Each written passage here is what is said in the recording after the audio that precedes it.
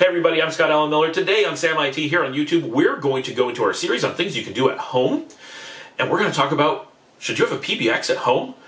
So I like doing a home series because whether it's your lab or just you're really into technology and you want to bring it home with you, it's a lot of fun to take the kinds of projects that we would do in a business and do them for our homes. Personally, I love my home running like a business. I don't know why. It's something I've always enjoyed. I like being able to, with phones specifically, have a real phone in every room, be able to dial from room to room and treat it just like their offices in a real company.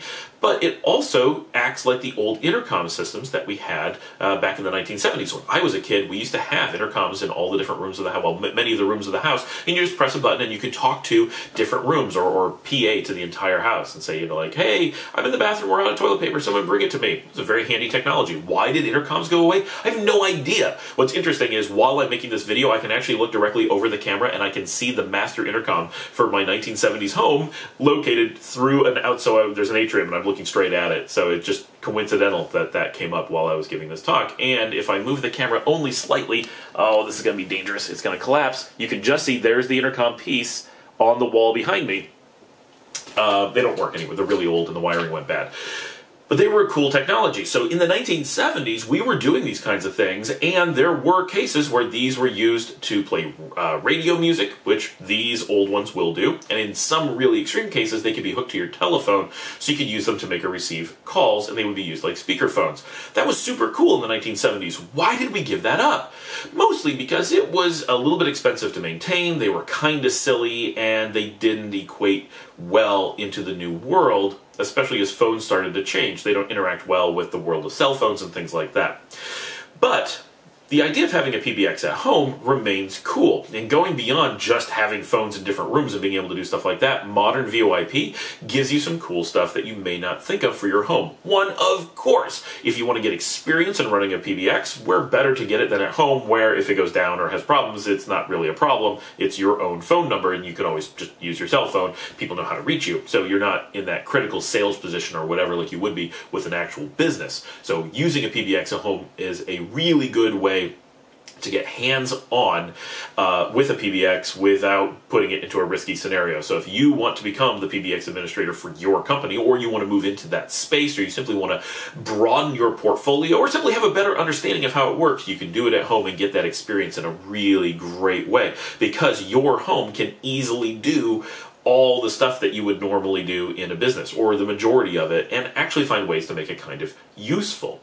Now, all of that said, what do we do? Well, there's a couple ways you could do a PBX at home. One is if you have a server infrastructure of some type, a PBX uses very little resource, very few resources. So you could put it onto a VM on your existing servers if you have that. If you want to build dedicated hardware for it, which of course you would not do in a business, but for home you can do a lot of things that you wouldn't do for a business, and you can put a PBX onto something like a Raspberry Pi, which is a little bit weird, but it's also cool. And of course, if you're doing things like Raspberry Pis and you have several of them, you can do cool things like make them art and like mount them on your wall, and now we're getting weird. But you can do these things.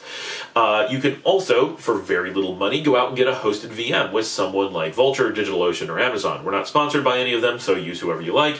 But for a few dollars a month, you can have a VM running somewhere and build your own PBX there. For production, of course, you probably want a company that does this all the time, or you at least want to have a lot of experience and consider all the production types of things you would want to do with your phones. But phones are highly stateless, so especially doing it for home, you're not too concerned about huge amounts of data protection. As long as you can port your number back over to a new PBX that you build, whatever, you're good to go. Now, using a PBX for home can be really cool beyond the learning aspects of it, which of course are great. It gives you a chance to put phones around your home. If your house is of any size, this allows you to call from room to room, and you can use speakerphones to simply turn them into old-fashioned intercoms, and you have a really useful in-house intercom system that uses telecom technology that's much more powerful than what you used to have in the past. You can specify special rooms. You can also make ring groups or hunt groups to do all kinds of neat things around the house. You can also make it that people dialing in from the outside while only using one phone number could specify the room or the person within the house through simply knowing their extension or using an address book, all kinds of things. Things that you expect in a business and you forget could be useful in your house. A single ring group that rings the entire house at once for when your parents call might be one thing, but when your buddy's calling you and wants to go out drinking later, and it's kind of late and they're hoping you're awake, but they know that if you're awake, you're going to be sitting in the office and they don't want to wake up everyone in the house, they might know your office extension and they'll dial directly into your office. You can also have day-night conditions or do not disturbs and simply say, well, it's after midnight, we're not taking calls, or go directly to voicemail. You can also have voicemail for everyone in your house rather than simply a shared one like people are used to. You can also have it work when your cell phone doesn't get reception, or work, you can give yourself, this is the biggest one, you can give yourself an extension that works when you're outside of the home. So you're traveling, you're on vacation, your cell phone minutes are going to be super expensive, you don't want to kill your battery, whatever. You can just open up your laptop, hop on your hotel's Wi-Fi, and you have unlimited calling through your home phone. You can dial out as if you're sitting at home, so you're making local calls. You can receive calls as if you're home. People don't even need to know you're traveling. You want to trick your business, your employer, into thinking that you're not on vacation. You simply have your laptop take those calls. You can sit on the beach in Mexico and you can get calls and they'll think they're dialing your home phone, which they are. It's simply that you have an extension that allows you to work remotely. Same way that the CEO disappears and everyone thinks they're still in their office. Having a PBX at home is fun, it's powerful, and it's useful. And the number of things you can do with it really just keeps going. Video conferencing from home can be really cool. Having your own PBX and extending it to other family members can be very cool. For my own, my father has an extension on my PBX, and so does my cousin. I can call either of them with free calling. It goes over the internet. It never hits the PSTN. I never use a single minute of calling. It's completely invisible to the government. Not that we're doing anything weird, but should we want to discuss, anything, we're not being monitored because it's completely secure and it's completely not going over a government telecom system. These kinds of things are very, very nice. I can do video conferencing with anyone that I want, and I can give out extensions to friends, family, anybody I want. There's no cost to those things. There's no limits. I can use hard phones or soft phones. I don't need to have phones on the wall if I don't want to. I can simply use a laptop or a Chromebook or a cell phone and connect through a client there. Lots and lots of options that get really interesting and cool really, really quickly. I can also, if I want to be able to make lots of calls on the PSTN, I can use services that give me more than a single line.